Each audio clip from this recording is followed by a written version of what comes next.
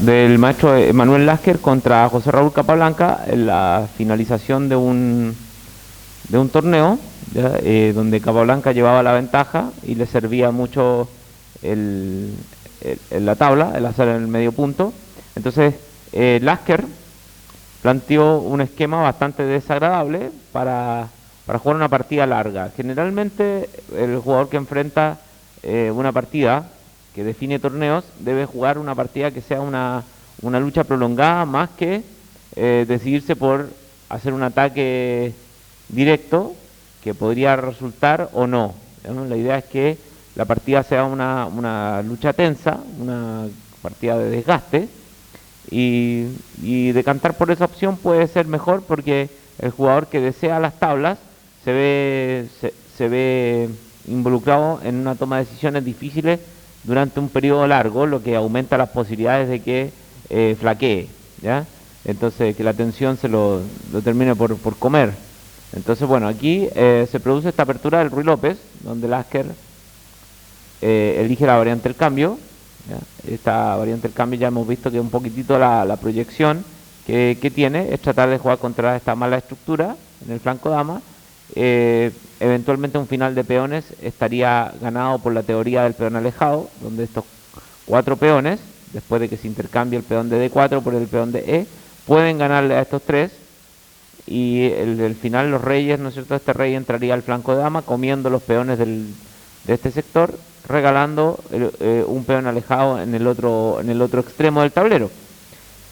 Entonces, bueno, aquí Lasker decide cambiar las damas de inmediato, y la partida entonces va a tener un carácter como de lucha prolongada, donde Capablanca saca sus piezas, ¿no es cierto? Estamos en una posición bastante normal, donde la ventaja que va teniendo el negro acá es la concesión que ha hecho el blanco de su poderoso alfil de casillas blancas, ¿ya? Sin embargo, la estructura hace que esté absolutamente compensado. Entonces, ¿por qué estamos viendo esta partida? Porque estamos viendo cómo se hermanan los procedimientos clásicos con algunas partidas modernas, cómo se repiten las ideas, que son ideas estándar, para poder ejecutar un procedimiento de medio juego, ¿ya? En este caso, cuando está esta estructura, el bando blanco ha posicionado sus dos peones en E y en F. ¿Cuál de estos dos peones quiere avanzar sobre el centro del tablero? ¿Qué creen ustedes? ¿El F o el E? El E. Parece ser que el peón E es el más agresivo, ¿cierto? Sin embargo, cuando adelanta el peón E, las casillas, por ejemplo, ¿qué jugarían ustedes a una movida como de 5? ¿Sí?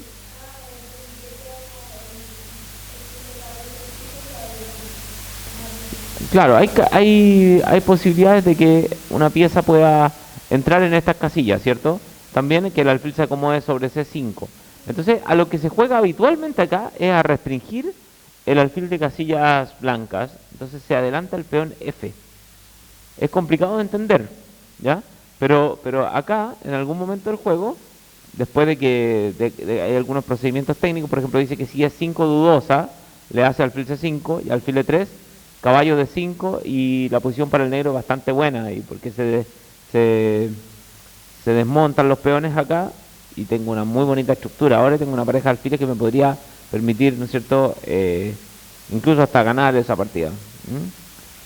La pareja de alfiles es muy poderosa en ese caso, cuando ya no hay debilidades y se pueden hacer jugadas de ruptura, ¿ya? Entonces, bueno, no vamos a jugar eso, sino que aquí, bueno, caballo B3 privando al alfil de una buena casilla en C5, y después de F6, claro, este tándem en el flanco de rey, que ocurre ahí con estos peones. El F6 se juega habitualmente para contener la jugada E5. Entonces aquí el blanco adelanta su peón de F4 a F5. Un procedimiento habitual de medio juego, que hoy por hoy, ¿no es cierto?, los grandes maestros, que son jugadores importantes, conocen este avance, no dudarían en hacerlo para restringir el flanco de dama. Entonces, bueno, aquí el bando negro hace B6, es una jugada bastante interesante. También se puede jugar alfil D7, ¿ya? Y bueno, aquí propone otra cosa así como tomar decisiones drásticas y hacer G5. ¿Ya? Para impedir, ¿qué cosa quiere impedir G5?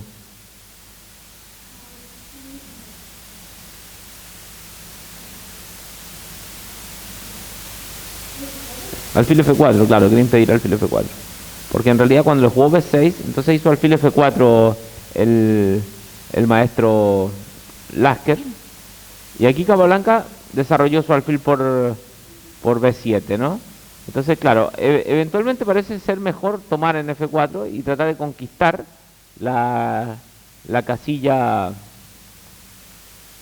la casilla E5 o asediar el peón retrasado de E4 mediante, qué sé yo, una jugada de desarrollo, llevar el caballo a C8 y a D6 y una torre a D8 podría ser bastante interesante. Pero decide no jugar así, alfil B7, y aparentemente esta estructura, que se ha mejorado para las negras, es buena, pero hay una irrupción de una pieza que puede llegar en E6 acá. Y este es el problema. Cuando una pieza menor o un caballo eventualmente puede llegar a la sexta fila, Kasparov dice que es equivalente a una torre en su poder. ¿Mm? Entonces, bueno, después de caballo D4, torre D8, el caballo llega a la poderosa casilla E6, torre D7 y ahora torre a D1. Entonces, bueno, acá es muy útil que cuando ustedes estén jugando traten de proyectar las maneras de ganar, que no tiene que ver con calcular, sino que construir algunas figuras que me permitan ir diseñando el esquema ganador. Entonces, por ejemplo, ¿qué querríamos hacer en el flanco dama con blancas?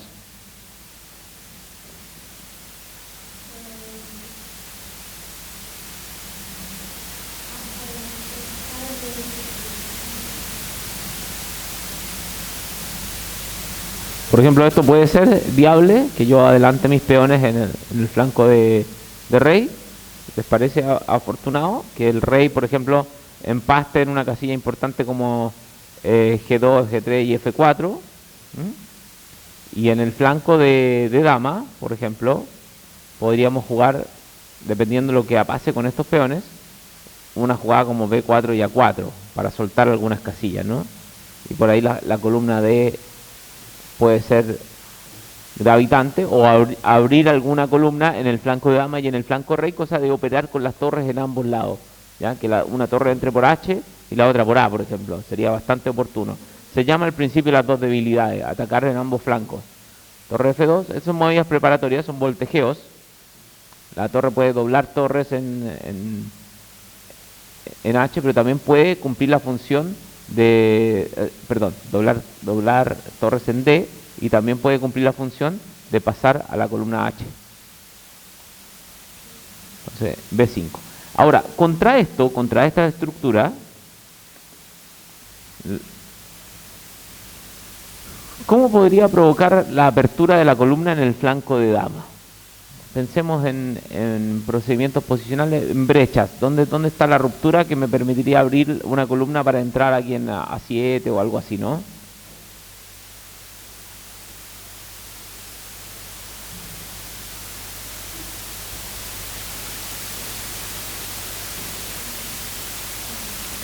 Y esta jugada también puede ser molesta, ¿no?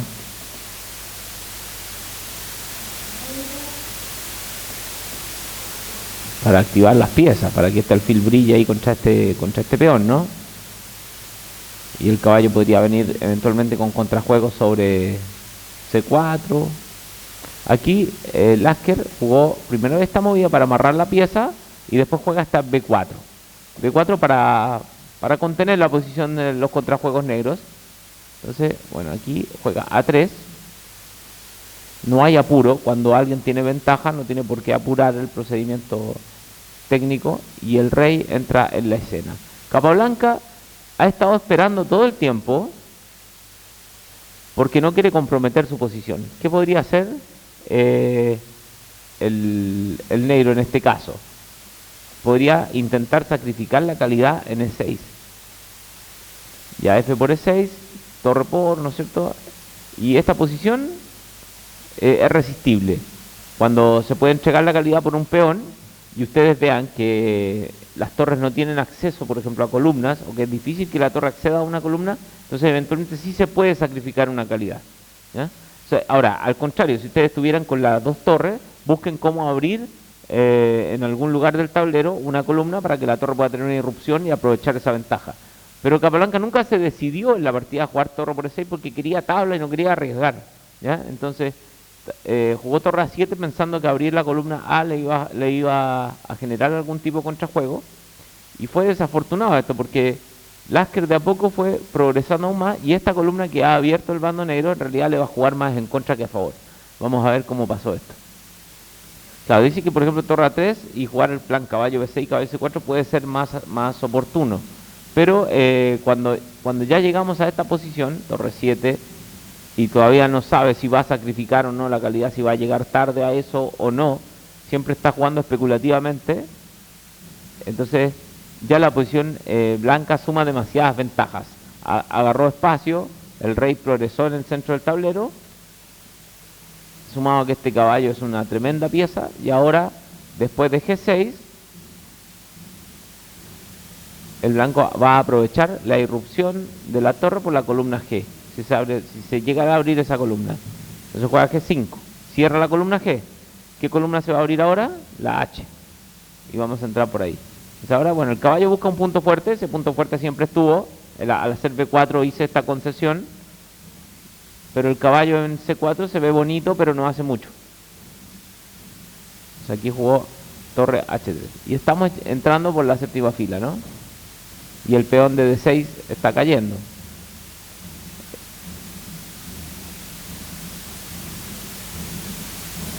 Dice que si juega esta, ahora se activaría con las piezas y no es necesario comer el peón si es que se activan las piezas de nuestro rival. Entonces, mejor privarlo de la casilla H8 y ahora amenazarle el torre por D6. Lo defendió. Si jugara caballo C4, dice que ahora la torre va a entrar por el otro lugar y ahora tengo invadido, ¿ven?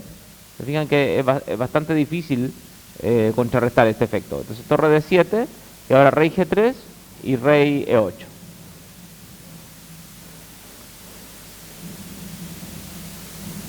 Bueno, ahora llegó el momento, me parece que este es el momento donde el blanco ya debe ir pensando qué cosa hacer para ganar. Esta movida siempre ha estado presente, pero para poder entrar con nuestras piezas necesitamos preparar el golpe central. ¿Cuál va a ser el golpe central que me va a permitir ganar? Pero ese no golpe central. O sea, hay que preparar esta maniobra. Esa es la maniobra ganadora final. Entonces aquí Lasker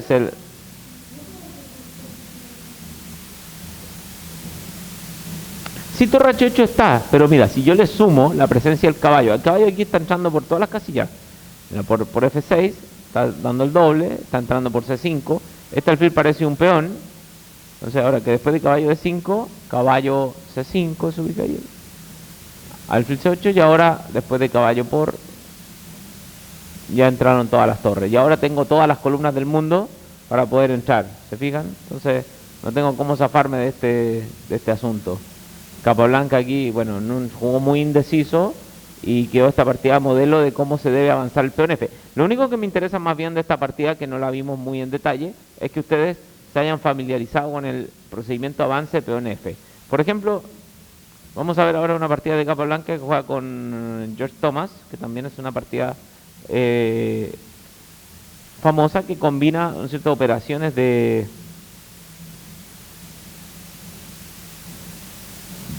ganancia de espacio. Bueno, esta es una posición que se juega, Ruy López también, esta es la variante Steinitz, juega D6 y ahora el blanco juega caballo C3, caballo F6, D4, un golpe al centro y el negro juega alfil E7. Esta es una manera bastante coherente de contener el centro blanco, a pesar de que la ventaja de espacio hace que sea más cómodo el juego blanco. Después de alfil D7, torre E1. Bueno, es un muy buen ejercicio para quienes no conocen esta posición. Calcular qué pasaría a la jugada en roque. Se lo dejamos como de tarea. Quizá hagamos el ejercicio más tarde, pero si ustedes no conocen esta posición, que es una vieja partida entre Tarrach y Marco. Es un muy buen ejercicio para calcular variantes largas, ¿ya? Lo que pasa aquí de manera forzada. Después lo veremos.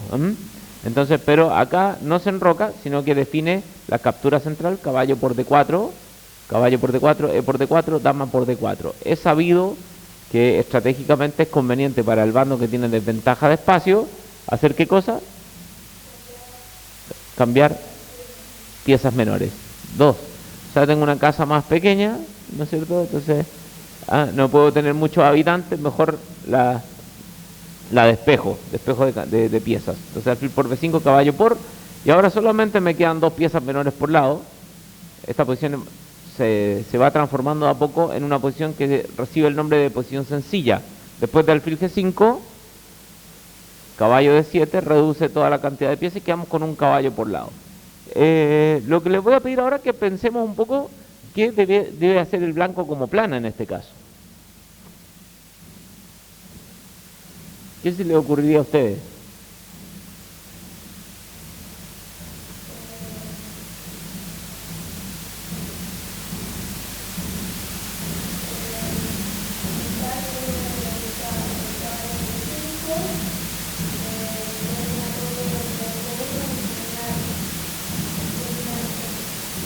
Por ejemplo, sería una alternativa, ¿ya?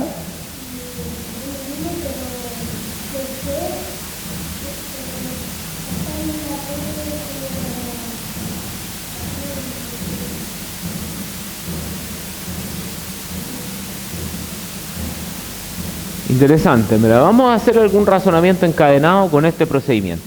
Cuando la torre llegue a G3, ¿cuál será la mejor? Y tenga un caballo en D5, porque el caballo, o sea, este caballo de 5 tiene que ser jugado, pero síganme con esto. La torre va a llegar a G3 y voy a atacar el peón de G6, o sea, de G7, perdón. ¿Cómo se va a defender el bando negro ahí? ¿Podrá defender tan fácil con caballo F6 si está mi caballo en D5?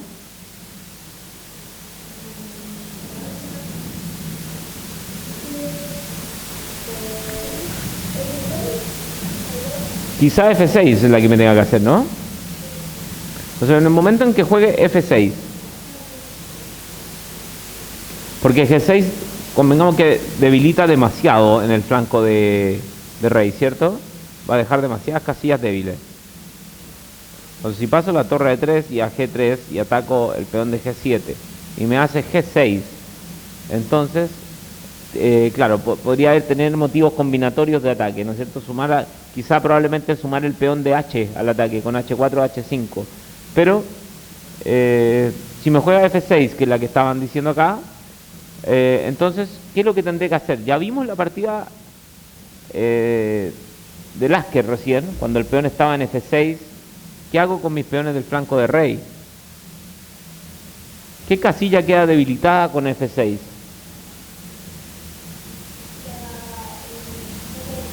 La casilla E6. Entonces en ese momento se va a encender la alarma sobre esta casilla. Entonces cuando el caballo esté acá, necesito llegar a E6. Pero ¿cómo lo hago? ¿Cómo le doy un punto de apoyo? ¿Quién lo puede ayudar? Exactamente. Bien, Melissa.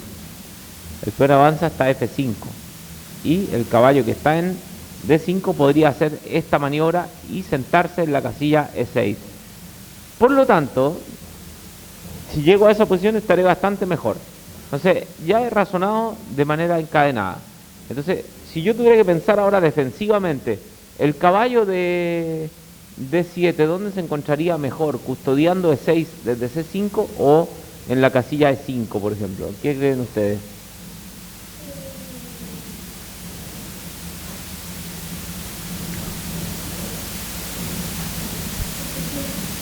En C5, claro. O sea, habitualmente entonces en esta posición para defender mejor es pertinente jugar el caballo más bien a C5 que a E5.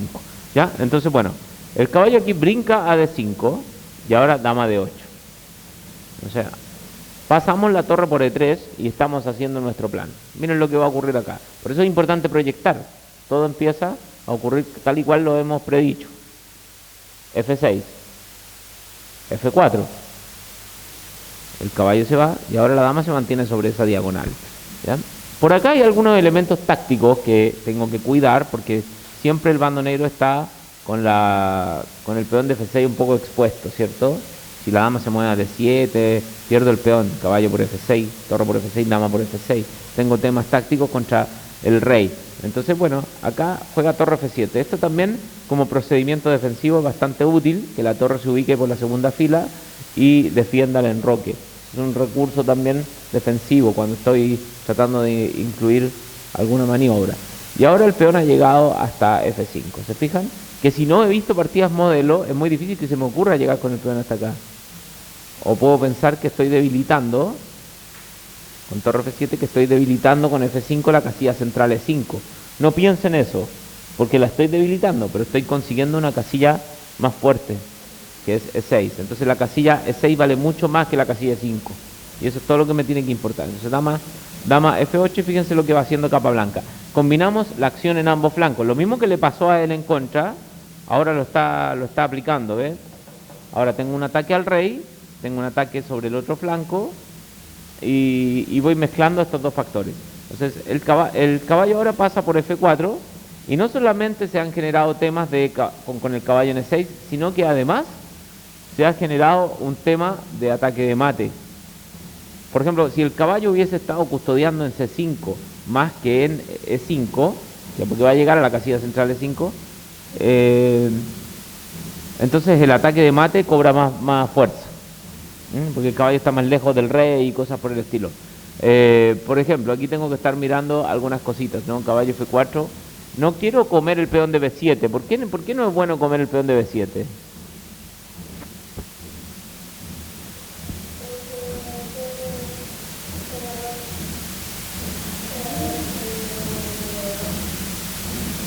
Claro, pero estoy comiendo el caballo de C6, entonces el caballo tiene que activarse por algún lugar. Entonces, si yo veo variantes que oscurecen el procedimiento del plan, no tengo que jugarlas, ¿ya? Porque en este caso, por ejemplo, si tomo dama por B7 y él juega una movida como caballo D4, que me amenaza caballo E2 jaque, ¿cierto? Y la torre se está jugando a B8 y estoy comiendo el peón de B2 y se me desordena un poco el naipe ahí. Entonces prefiero no generarle el contrajuego al negro en este caso. Por eso Capablanca sigue ahí con su plan y juega caballo F4. De paso, esto tiene algunos truquitos tácticos porque amenazo no solamente la entrada en E6, que sería la amenaza posicional, sino que también hay una amenaza táctica. Caballo G6 jaque, tomo de peón en G6 y la torre podría dar un jaque en H3 finalmente, que sería jaque mate tomando la diagonal, ¿no? Entonces tengo que jugar, claro, me valgo de algunos recursos tácticos. Hay que estar atento con la táctica en la partida, porque por mucha estrategia que haya entre medio, si la partida se decide por un procedimiento táctico, hay que ejecutarlo, ¿ya? Estoy haciendo el plan, pero eso mismo, si en un partido de fútbol estoy haciendo el plan también, si el arquero se cae, pateamos al arco, ¿ya? Entonces tengo esa chance. Y ahora en este caso, como el caballo sale de C6 y no tiene el contrajuego por D4, sí Capablanca decide materializar, ¿ya? Esta es otra fase de la partida. Si ya consigo acumular cierta ventaja, entonces como el peón de B7 y con ello consigo un peón extra que me va a permitir entonces obtener ventaja. Siempre que ustedes consigan material extra o como un peón o algo así y parece que la ventaja se va a materializar, entonces nuestro rival va a tener un momento de liberación, un momento donde obtiene como una especie de pseudo contrajuego que debe ser contenido y uno debe estar preparado para ese momento, para que cuando las piezas del negro en este caso se activen, por ejemplo esa torre antes no hacía nada, ¿no? Entonces yo conseguí un peón pero la torre entró y como que mi rey ahora quedó con alguna incomodidad por culpa de esa torre, pero tiene una incomodidad aquí donde no debo echar a perder la partida, y tengo que estar muy atento, porque generalmente hay jugadores muy tácticos, muy ingeniosos, que terminan dando vuelta a las partidas tácticamente, ¿ya? Y bueno, ese es un estilo poderoso entonces acá Capablanca, que es un jugador ordenado, ven ustedes que por ejemplo le están jugando ahora torre B3, el bando negro ha tenido el mérito de aguantar bien. Esta movida lo que quiere hacer es cambiarle la torre, ya cumplió su función acá, ya hizo su su trabajo, ya tengo un peón extra, entonces ahora Capablanca busca activar su torre por la columna B, y si las torres se intercambian es muy fácil, porque va a tomar o con el peón A o con el peón C, no sé, no sabría yo comería con el peón A para cambiarle damas en A8, o para entrar por la octava fila. Pero también es interesante tomar con el peón C, con el otro plan de mandar el peón a 4 rápidamente, ¿no? A 4, a 5, sacar la dama, y a 6, y ese peón vuela ahí por el flanco de dama. La otra opción entonces es que el bando negro mantenga su torre por la séptima fila, que fue lo que jugó. Vamos a ver que al blanco le dio resultado esta tenaz búsqueda de contrajuego. Entonces ahora torre A1, torre B8, y ahora ojo con no echar a perder la posición también, porque el bando blanco amenaza torre B8, entonces George Thomas hace H6. Entonces Capablanca juega esta movida interesante, caballo G6, para dejarlo jaque mate, ¿no? Ve algo muy concreto, ve algo específico, y por eso hace caballo G6. Torre B8 aún no es buena porque todavía tengo la jugada torre C1 que me salva, ¿cierto? A torre por torre, dama por B8. ¿Se entiende bien, cierto? Entonces, si rey F2, bueno, aquí la jugada torre por torre, si juego torre por dama, torre por, y tengo dos torres contra la dama, no es algo que quiera jugar el blanco. Entonces, bueno, aquí caballo G6, caballo por peón por, y este rey queda como un poco encerrado, y tras la jugada torre B8, bueno, torre E8, ¿cómo ganamos aquí? Le doy un poquitito de tiempo para ver cómo resolverían entonces el final de la partida. Aquí Capablanca cometió un error bastante grueso y tuvo la fortuna de estar mejor de tiempo y terminó ganando por ese factor. Pero la partida tiene una resolución táctica bastante directa. ¿Cómo podría ganar el blanco? Aprovechando el tema de debilidad en la octava fila.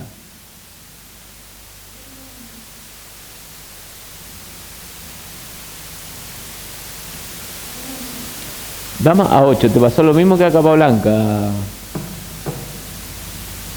¿Qué cosa pasa a dama A8 que se ve tan buena?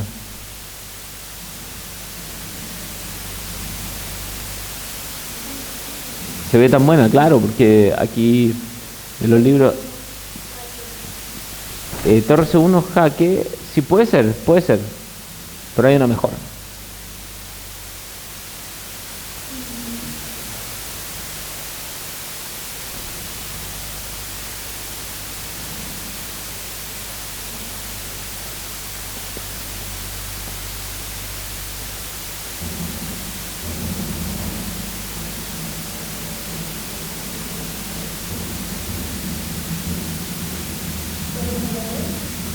Claro, le jugó toro por A2.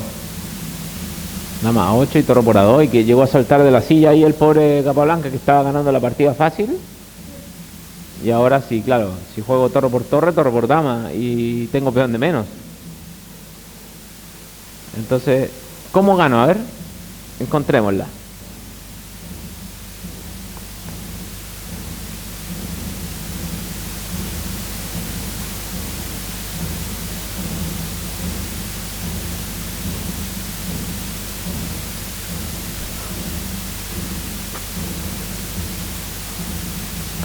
El principio de todas las combinaciones son las piezas que están en el aire.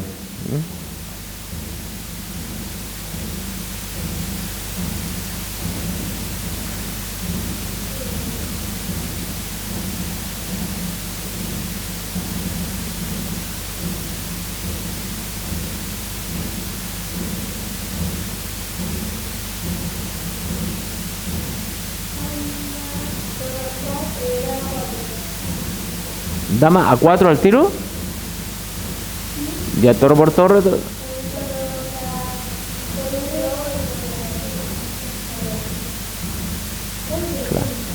Pero fíjense bien que en este orden ya viene un dama A4 como posibilidad, pero en este orden es más fuerte. Por ejemplo, yo si juego toro por torre, dama por, y si la juego ahora, ¿no les parece mejor?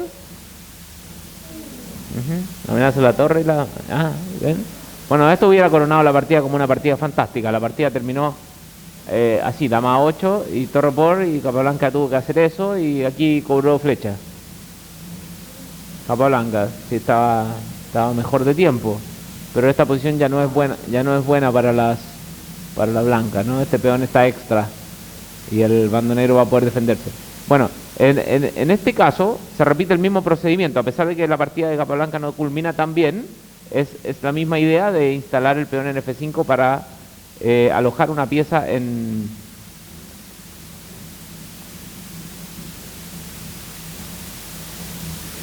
F5.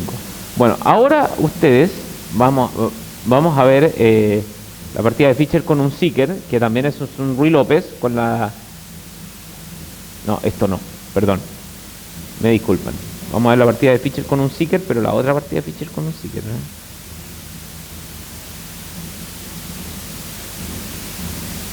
Ya la encuentro, no desesperen. Fischer un Seeker.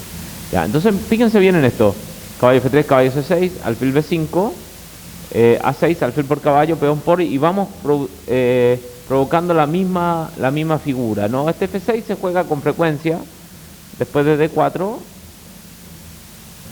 Fischer jugó mucho esta posición con blancas, le gustaba jugar la variante del cambio, aunque más veces jugó el Ruy López tradicional con el alfil A4. Pero bueno, después de caballo por, alfil por, entonces F4, ¿se fijan? Que tenemos la misma estructura, está pasando exactamente lo mismo. Ya sabrían ustedes qué hacer en este caso. ¿Cuál es el plan que va a hacer Fischer en este caso? ¿Y después? Pero claro, probablemente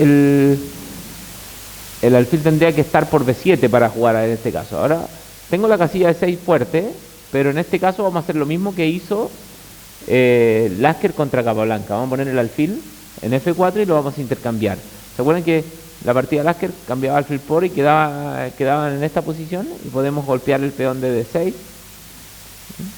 Entonces, bueno, aquí un Seeker mejora un poco la variante y queda con un alfil contra un caballo. Y Fischer aplica el mismo procedimiento estándar. ¿Qué va a hacer en este caso? Las damas se mantienen sobre el tablero, pero Fischer va con el peón a G4 y lo más probable es que avance. Ahora sume finalmente el peón a H4 y cosas así, ¿no? Ahora, fíjense bien en esta jugada. E5, peón por, torre E4, aplicamos la misma idea. Tras alfil C6, torre por E5, torre por, caballo E5. El alfil, fíjense que no es tan malo, ¿ah? Pero la estructura